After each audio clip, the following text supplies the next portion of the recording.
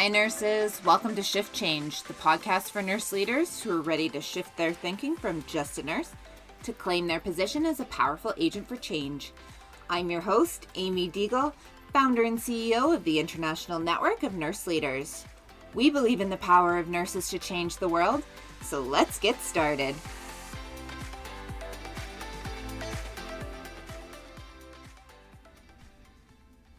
Hi, nurses. Welcome back to another coffee break edition of the Shift Change podcast. If this is your first time here, welcome. These coffee break editions of the Shift Change podcast are quick solo shows that are meant to help you on your leadership journey. Leading self is a fundamental component to being a great leader. You must be able to lead and manage yourself well if you want to be an effective and positive leader for others. We all know managers and leaders who don't have this fundamental building block down, and the chaos that they create undermines any potential good that they can do. In the previous episodes, we talked about the importance of reflective journaling. Yes, I know I hated it in nursing school too, but it's so critically important to your journey as a leader. As well, we have talked about the importance of choosing you and giving yourself permission to put yourself back on your priority list. If you haven't checked out those episodes, I would really encourage you to do so, as each episode builds on the other as fundamental building blocks to leading yourself well. Today, we are going to get into one of my guiding leadership principles. And if you have listened to the Shift Change podcast before, you know that the episode with Barb Shellian, she talked about her leadership guiding principles. I'm going to link the episode in the show notes, and how she used them to guide and shape her career. After my chat with Barb, I was so inspired that I decided I was going to do the work to figure out my own leadership principles. And I'm really excited to share one of them with you today, as I feel like it's truly the foundation to becoming the best version of yourself. That principle: be grateful. A quick Google search will bring up countless articles and support for the power of gratitude to change your life. This isn't a new or revolutionary concept, but I believe it's a foundational building block that you must practice if you want to be a better leader, a better version of yourself, if you want to have a better life. Grow where you are planted is one of my favorite quotes, as I believe it ties into the attitude of gratitude so perfectly. If you cannot appreciate what you have and prosper where you are right now, how can you expect more? So many of us get caught up in the trap of, I'll be happy when I lose 5 pounds, I fall in love, the kids are grown up, I get this promotion, I make this much money. But the truth is, if our happiness is tied to a measure or outcome, and if we prohibit ourselves from feeling joy or gratitude right now because we want something more or better or different, we will never get there.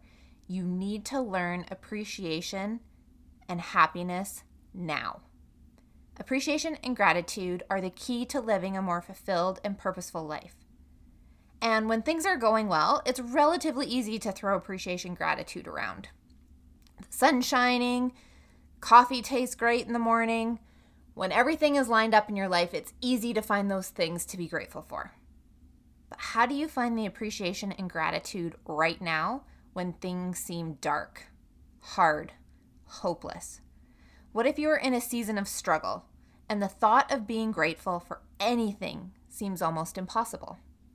Years ago, I was in the middle of a really rough time following an extremely tragic loss in my family. And I was also dealing with the simultaneous collapsing of practicum arrangements for my master's program. This meant I was going to have to quit my job, move to the United States, which was thousands of miles away from my family, and be completely alone and isolated, facing one of the toughest times in my life. I was definitely in the mindset that I had nothing to be grateful for. Everything seemed to be turning against me. And that's when I came across this quote. What if you woke up tomorrow with only the things that you thanked God for today? Now, if you're not religious, you can take God out of that, in the universe or source or, just life in general. But what if you woke up tomorrow with only the things that you were grateful for today? Reflect on that. it becomes pretty easy to put together a list of things you are grateful for when framed in the threat of them vanishing tomorrow. I know I was able to all of a sudden have a huge list of things that I was grateful for that I didn't want to disappear the next day. Finding that attitude of gratitude for your life, no matter what is going on for you right now, is one of the greatest gifts you can give yourself, and it can be the catalyst towards a completely different life. Once I was back from my practicum, I started doing a gratitude challenge that was put forth in a book by Melody Beattie, and I will link that in the show notes. Basically, a friend and I decided to do a 40-day gratitude challenge where every day we had to write at least 3 things that we were grateful for, and they couldn't be a repeat from the day before. Now, the interesting thing with this challenge is that you had to put something down that you didn't necessarily feel was a good thing in your life. So maybe it was a fight with your spouse or a challenge at work, and you had to find the piece of that situation that you could be grateful for. So what was the learning experience in that tough conversation? What was the learning experience from that challenging situation? It completely reframed how I was looking at how things were happening to me in my life. I started looking for the lessons, looking for the meaning to these tough challenges. I started looking at life like it was happening for me instead of to me. And I realized that through that gratitude practice, I started seeing things in a completely different lens. So I want you to take a moment, and whether you put pen to paper, which is honestly the best way to do it, make a list in your phone, or just consciously make a list in your mind right now if you're driving. I want you to think about all the things that you love and are grateful for. Just a basic quick inventory of people in your life that you love. Maybe it's simple pleasures like the smell of coffee in the morning. Basically anything that comes to your mind when you think of love, joy, appreciation, anything that lights you up. So I want you to try and list the first 10 things that come to mind. And now maybe try and add 5 more.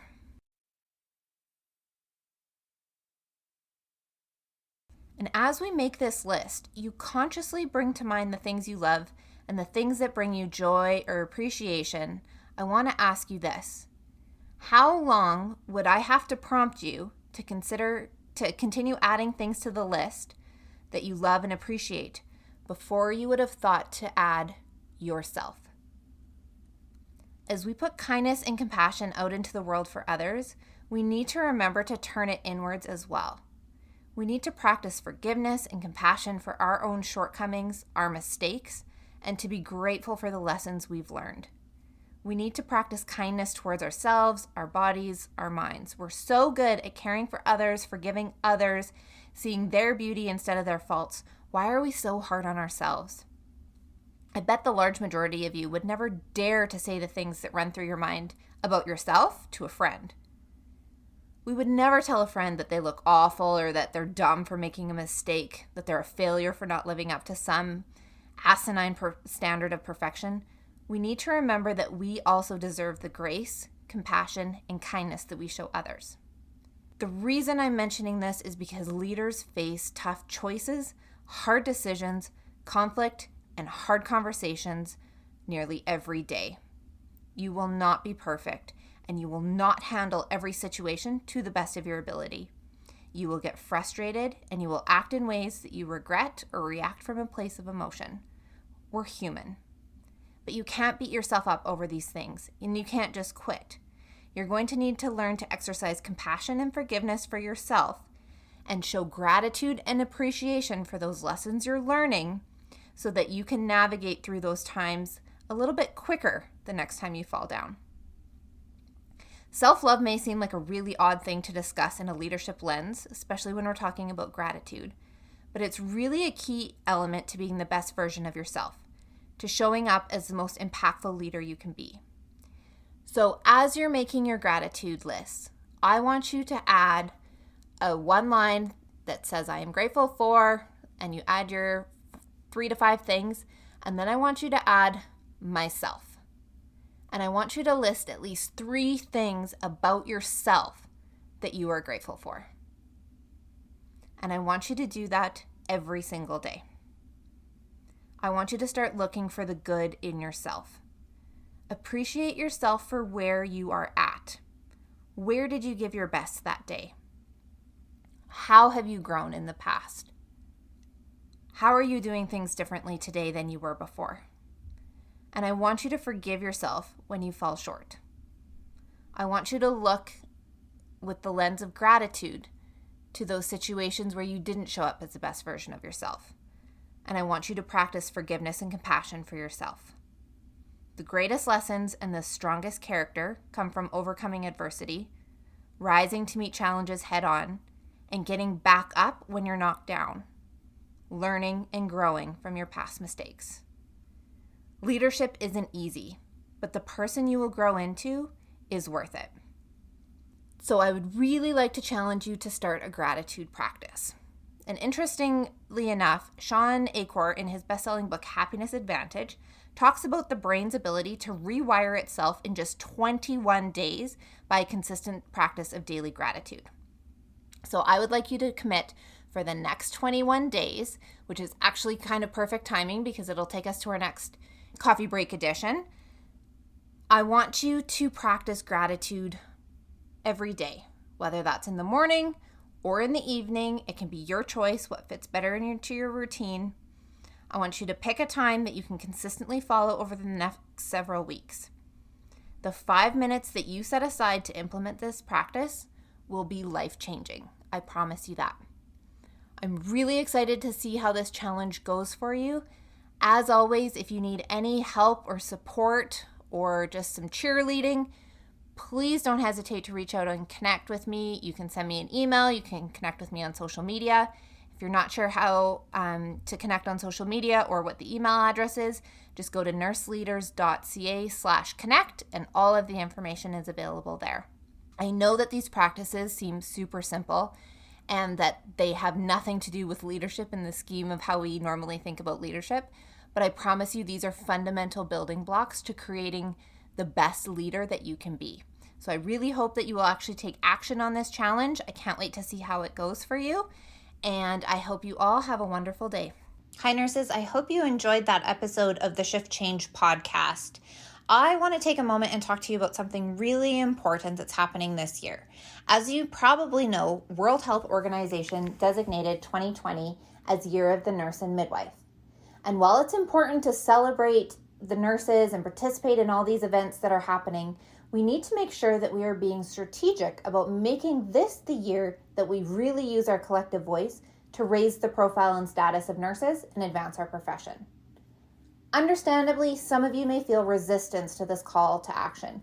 After all, how can we expect nurses to raise the profile and status of nurses and advance the profession when oftentimes nurses aren't even getting a proper break to sit down, eat something, or even use the bathroom on their shift? But you know what? If we don't act and act now, nothing will ever change. No one is coming to save the nursing profession from the burnout and exhaustion, from the staffing crises and nursing shortage, from the violence and bullying, from the budget cuts, and all the other threats to our profession that we are currently facing. Only we can save ourselves. And that can only happen when we decide enough is enough.